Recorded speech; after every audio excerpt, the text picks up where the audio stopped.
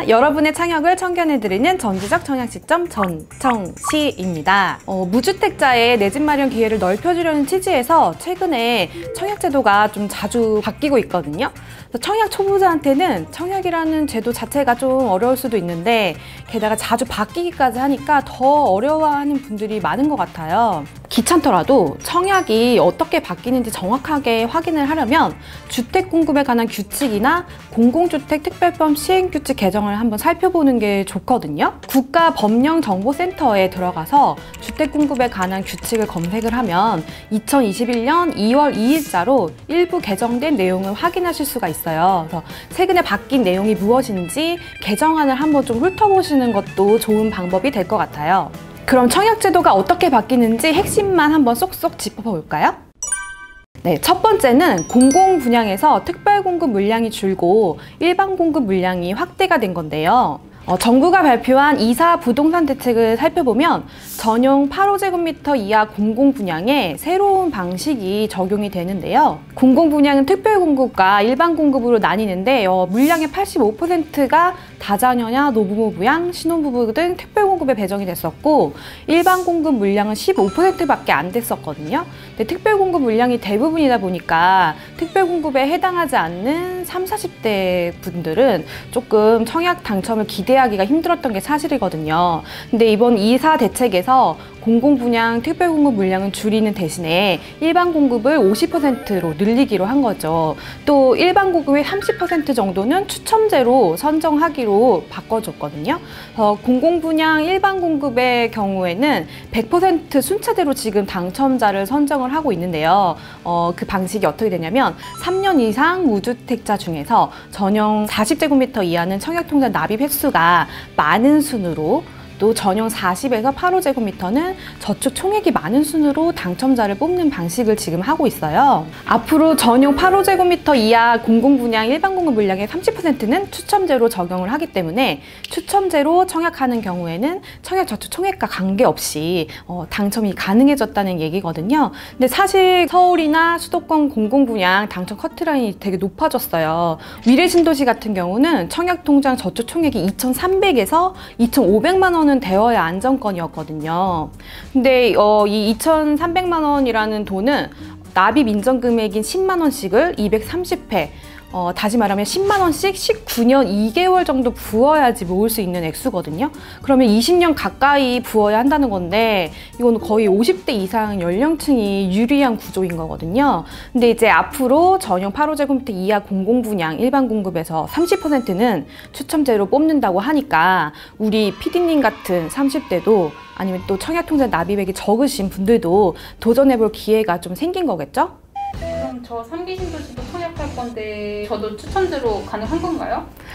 근데 안타깝게도 기존에 발표한 공공분양에는 이게 적용이 안 될 것 같아요. 그래서 2사 대책에서 밝힌 새로운 이 공공분양 방식은 공공이 주도하는 도심 공공주택 사업 같은 곳에 적용이 될 것으로 보이거든요. 그렇지만 완화되는 요건들이 더 있으니까 아직 실망하긴 좀 이르고요. 바뀌는 청약제도 두 번째를 살펴볼게요. 특별공급 소득 요건이 완화됐습니다. 2월 이후에 공고되는 민영주택 및 공공분양에서 신혼부부와 생애최초 특별공급 소득 기준이 달라지게 되는데요.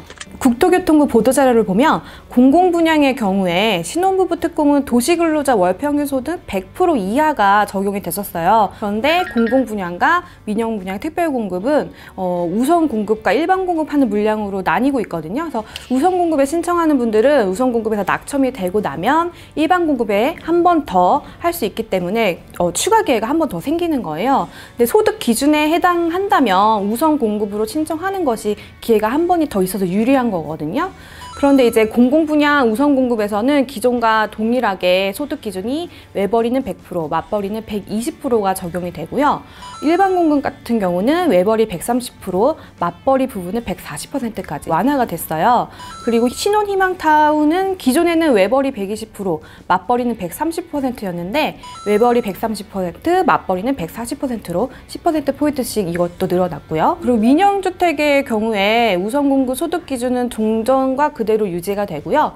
일반 공급에서 외벌이는 이제 140%, 맞벌이는 160%까지로 소득 기준이 확대가 됐습니다. 그리고 생애 최초 특별 공급도 소득 요건이 완화가 됐어요. 원래는 생애 최초 특공은 공공 분양에만 있었던 건데 710 대책으로 민영주택으로까지 확대가 된 거네요. 그리고 소득 요건도 완화를 해준 거죠. 여기서 PD님한테 급 질문이 있어요. 생애 최초 특공은 어떤 사람이 신청할 수 있다고 했죠? 저같이 평생 단 한 번도 집을 소유한 적이 없는 사람. 네, 맞습니다. 할 수 있다고 했나요, 근데 신청을? 아니요, 결혼을 못해서. 생애 최초는 주의하실 게 미혼이신 분들은 신청을 할 수가 없어요. 그래서 현재 혼인 중이거나 미혼이 자녀가 있어야지 그 자격 조건이 되는데 이런 생애 최초 특별공급 관련된 조건도 주택공급에 관한 규칙 제43조를 참조하시면 자세하게 좀 나와 있거든요. 그래서 한번 보시면 좋을 것 같고요. 생초 특공 같은 경우는 100% 추첨제로 당첨자를 뽑기 때문에 자녀가 없는 신혼부부나 가점이 낮은 무주택자들한테 좀 유리해요. 소득 기준을 완화를 해줬기 때문에 공공분양은 기존 100%에서 130%까지, 민영주택은 기존의 130%였는데 160%까지로 늘어나게 됐어요. 그런데 생애 최초는 신혼부부 특공과 달리 외벌이나 맞벌이 기준이 별도로 없거든요. 근데 간혹 생애 최초 맞벌이 기준 소득 몇 프로냐고 물어보시는 분들이 있었는데 별도 구분 없이 해당 세대 월 평균 소득이라는 점을 좀 기억을 해두시면 좋을 것 같고요. 그런데 여기서 궁금한 게 또 하나가 있어요. 소득 기준으로 삼는 도시근로자 월평균 소득. 그게 대체 얼마냐는 거죠. 이게 전년도 도시근로자 월평균 소득을 기준으로 하고 있는데요. 매년 이 소득 기준이 달라져요. 근데 이 달라지는 시기가 2월 말이에요. 그래서 통계청 가계동향조사가 2월 말에 업데이트가 돼서 최근에 바뀌었거든요.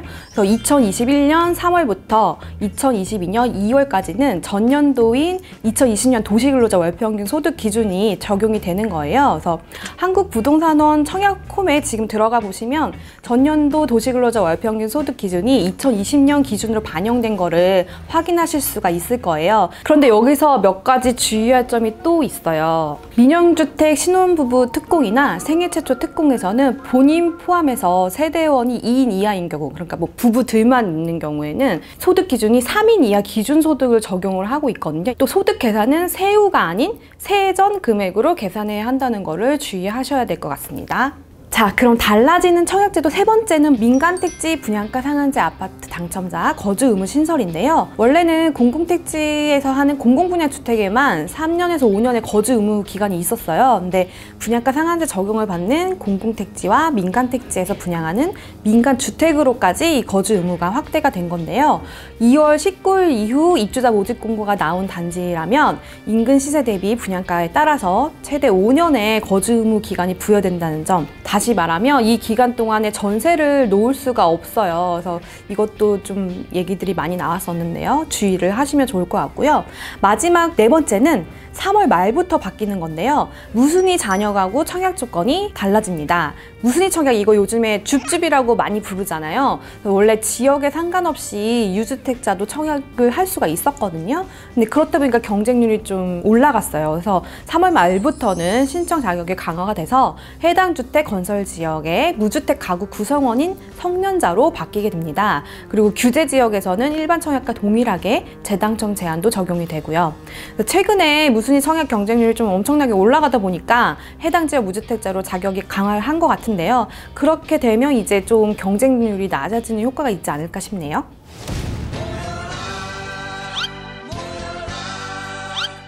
네, 지금까지 달라지는 청약제도를 좀 살펴봤는데요. 앞으로 하반기에 3기 신도시 사전 청약도 시작이 되기 때문에 지금부터라도 청약 자격을 꼼꼼히 공부해서 내 상황에 맞는 청약 전략을 세우는 게 아주 중요해졌거든요. 그래서 아직 내가 청약 가점이 몇 점인지 모르신다 하면 리브부동산에 들어오셔서 청약가점 계산기로 꼭 내 청약가점 한번 계산을 해보시고요. 청약가점부터 확인하는 게 청약 도전의 첫 걸음입니다. 오늘 영상이 도움이 되셨다면 구독과 좋아요 눌러주시고요. 여러분이 청약에 당첨되는 그날까지 또 찾아올게요. 여러분 청아!